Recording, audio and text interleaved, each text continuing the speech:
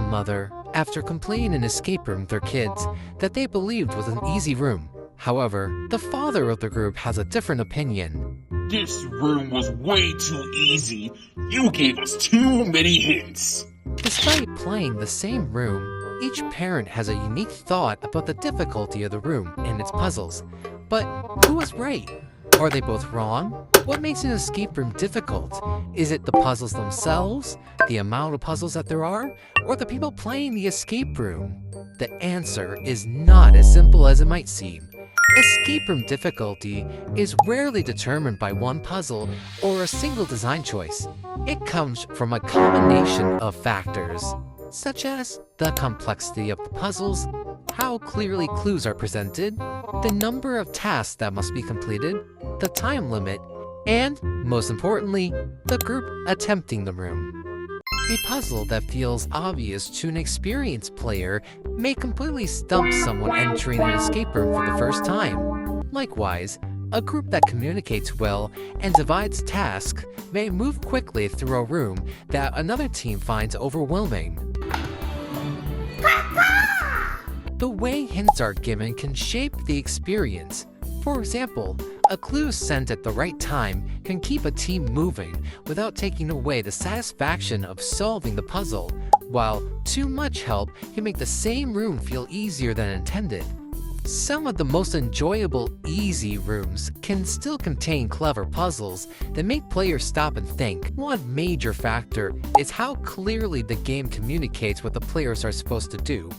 When clues are easy to identify and puzzles have a logical connection to the story, players spend less time wondering what they're supposed to be looking for and more time actually solving. A room where the entire group can work together on one puzzle at a time can feel very manageable. On the other hand, a room with several puzzle paths happening at once may require players to organize themselves and communicate consistently. At extreme breakout escape rooms, for example, the High Seas Coconut Adventure is specifically described as family-friendly and suitable for new players.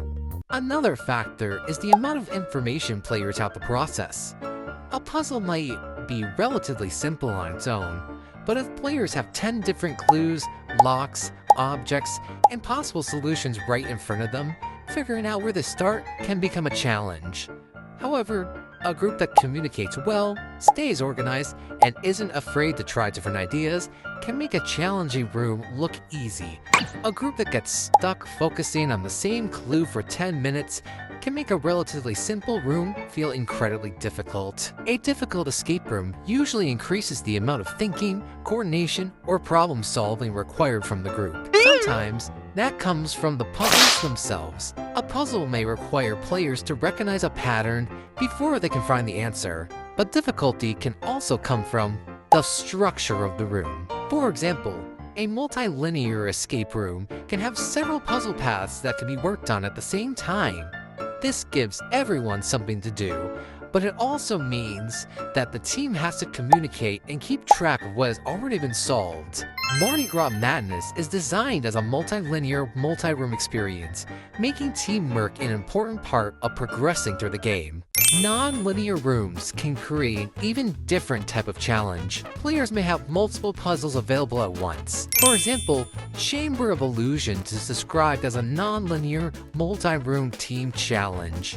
That is where communication becomes one of the most important skills in an escape room. But there is no universal difficulty rating that will tell every group exactly how hard the escape room will feel. An experienced escape room player may recognize common puzzle mechanics almost immediately.